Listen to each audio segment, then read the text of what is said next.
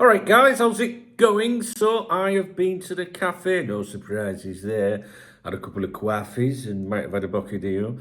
And I have reviewed today's Spanish football dailies for you, Marca, AS and Sport. If you don't have much time, I can tell you that there's nothing in them about Trent, Alexander-Arnold and Real Madrid. But there are a few things that we'll touch on in this video. Zubimendi gets a mention, Loic Bade.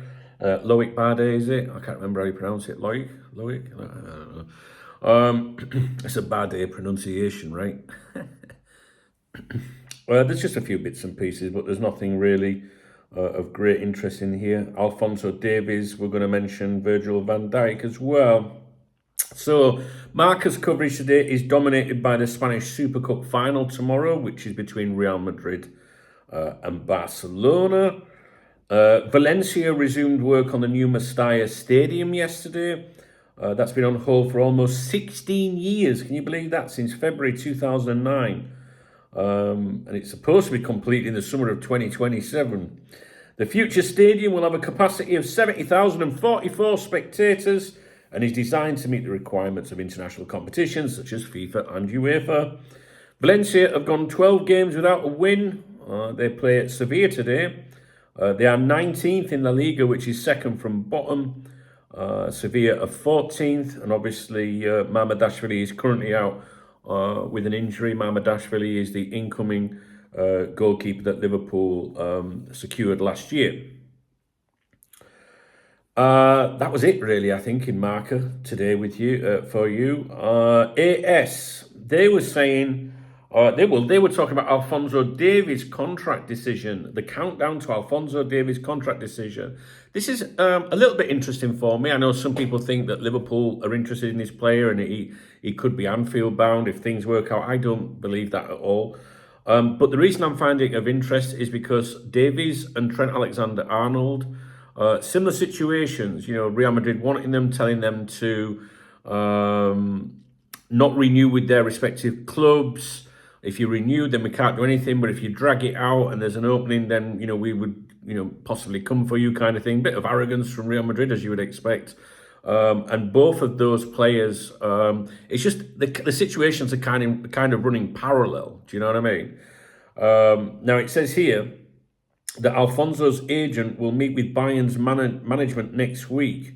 The positions are continuing to come closer and confidence is growing in Munich that he will actually renew with them, which a lot of people that don't like Real Madrid will be absolutely delighted about because of the arrogance displayed by Real Madrid. Like, if he ends up snubbing them when they've basically said, you know, go and sit tight, don't renew, you know, if there's an opening, we'll come for you kind of thing. There was an article about a week ago, if you remember, talking about how Davies and Trent had played their situations well. In other words, done what they were told by Real Madrid, waiting for Real Madrid to go in from. And now there's a feeling that Davies might even, you know, renew with his club. When over here, everyone's been like, oh, he'll end up at Real Madrid. So I'm keeping an eye on it, to be honest with you, because of that. Now, Bayern have confirmed that the meeting will take place, but not before this weekend because of, you know, they've got a game or whatever. The decision remains in the hands of the player, who is well aware of the interest and an offer from Real Madrid, who will only sign him if it's on a free transfer. In other words, Real Madrid have said, look, you know, that's the only way that you'll be going to Real Madrid because we won't be spending a penny on this sort of thing. Do you know what I mean? Similar to Trent, right? Similar to Trent. So a crucial meeting is basically on the horizon with that. And I think it'll be interesting to see how that goes, guys. I really do. Okay, moving on, still with AS. The Premier League wants Loic Bade. The French defender, who was linked with Liverpool, has been linked with Liverpool, could leave this transfer window for 25 to 30 million euros, which is surprising, really, isn't it? Several Premier League teams are strongly pursuing the French centre-back. Liverpool and Newcastle have been scouting him, but they're not the only English clubs with him on the radar. Sevilla will demand slightly more than the offers made by Stuttgart and Roma last summer. They put bids in of around 20 million euros last time around. I don't think I need to read all that out to you, but this is a player that was linked with, has been linked with Liverpool quite a few times. And I think that when he was linked with us, I think that was as not that, like Liverpool looking at a potential new centre-back, which we are. It could be that. But I felt like it was more being thrown out there because of Virgil van Dijk's contract negotiations. But this is going back to last year. Like articles that I was reading was this could be the potential Virgil van Dijk replacement. It wasn't. They were never worded as the additional centre back that Liverpool are looking for. Do you get me drift? Now, if you remember, after the transfer window closed in the summer, there were suggestions or claims that Richard Hughes, Liverpool's sporting director, visited Seville shortly after the transfer window closed. Do you remember that? So, and then, if I'm not mistaken, I remember making videos saying, "Oh, I've heard that Richard Hughes has gone out to Seville," but this was before Loic Bade was linked with us, I think, credibly anyway, because I think it was one of you guys that pointed out to me, said, "Don't you remember Richard Hughes was out there?" And then it was like, "Oh yeah, fucking hell, I wonder if it was to do with Loic Bade." So one other thing as well. Bade, along with Goncalo Inacio, who's also been in the news this week, are two centre-backs who I do monitor on a frequent basis, as they're both being considered. So the one other thing that I want to mention to you is Inacio, that the speculation surrounding his future is heating up again. Like, is he finally going to move? I mean, to this day, I'm still amazed that we've never gone for Inacio. There's been a couple of times when I really thought we would. People would say to me during a transfer in a dunk, if you could come up with one name who you think Liverpool will go for. And I remember, a couple of windows saying Inacio, but nothing ever happened. And we've definitely sniffed around him, and claims in Portugal, like from multiple outlets, 2 or 3 of the big ones, said a couple of times, didn't they? Like Liverpool have inquired again, but nothing's happening. So, Inquire FC, Monitor FC.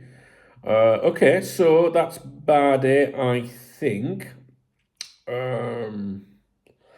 Okay, Sergio Gomez's perspective on Zubimendi's future, Martin Zubimendi.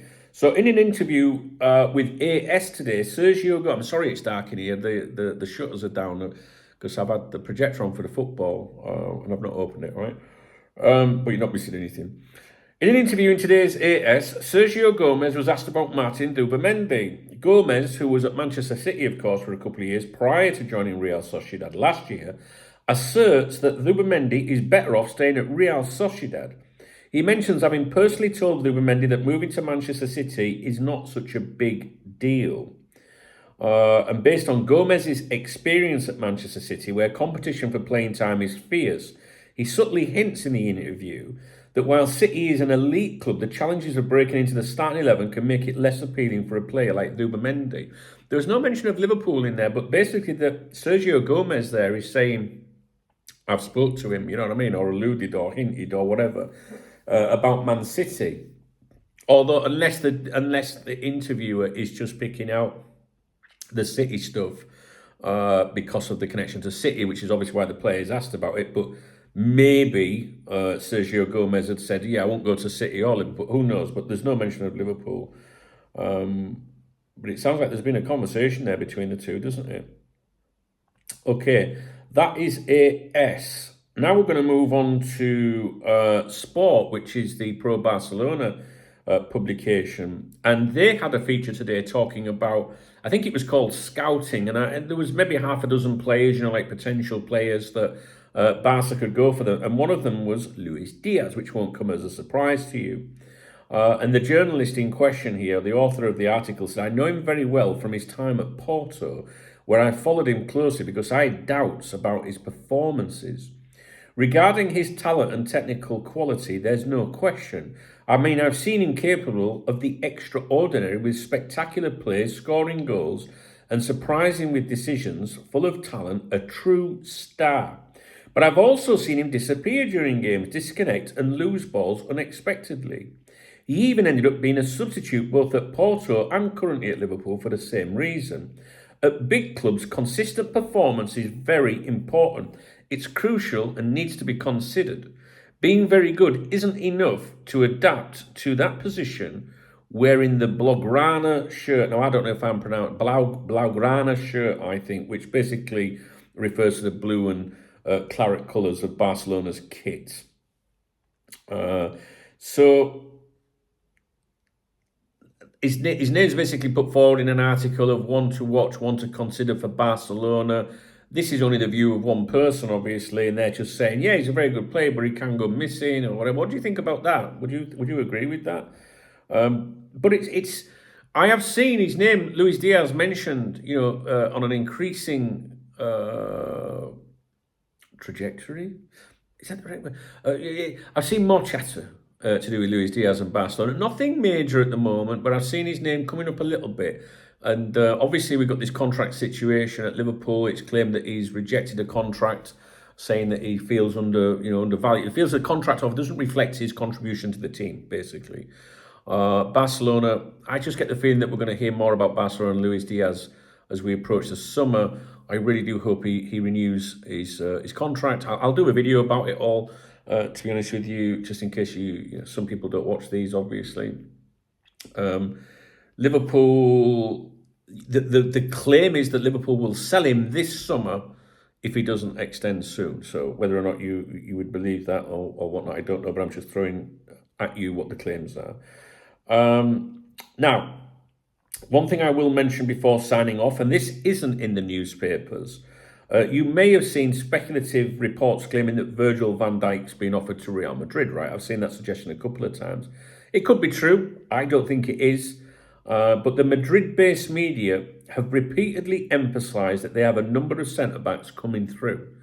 They also have 21-year-old Raul Asensio, who has really impressed since breaking through recently. In fact, they mentioned in Marca today about how well he's doing and how he wasn't phased when he played against Liverpool in November, which I think was his third senior appearance for Real Madrid.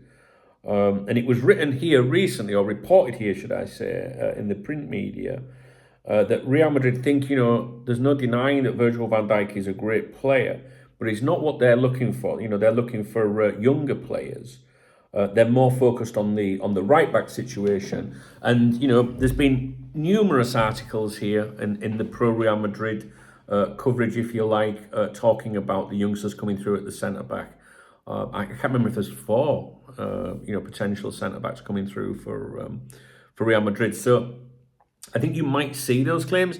I don't even think that his agent is behind that. I think that they're determined to stay at Liverpool, and I think he will stay at Liverpool. I do, but it's extremely frustrating, isn't it, all this contract stuff. Anyway, guys, that's it. I'm going to leave you with that. I hope you found this, a little bit interesting. I don't know. I tried to pick out bits that I think you'll find interesting. Obviously, Zubimendi, Loic, Bade, these are players that have been linked with us. I think we're going to possibly hear more about Zubimendi as the year goes on. I just throw a bit in there that I think you might be interested in. All right, and I'll leave it with you. I'm not sure if I'm going to do Saturday night streaming tonight. I really don't know. The football's on tonight locally at 7:30 local time. 6 UK. That means I wouldn't be home till 10 o'clock my time, probably. And I don't know if that's a bit late for me. I'm really not sure. But we'll see. We'll see. All right, guys. If you appreciate the video, please thumbs up this video. Yes, please thumbs up the video. Please drop me a comment if there's anything in here that's you're interested in, or if you've got any opinions. And if you want to buy me a coffee, you can hit that super thanks button, that love heart under the video, and I will give you a shout out in tomorrow morning's morning briefing to thank you for your support. All right, guys. Cheers.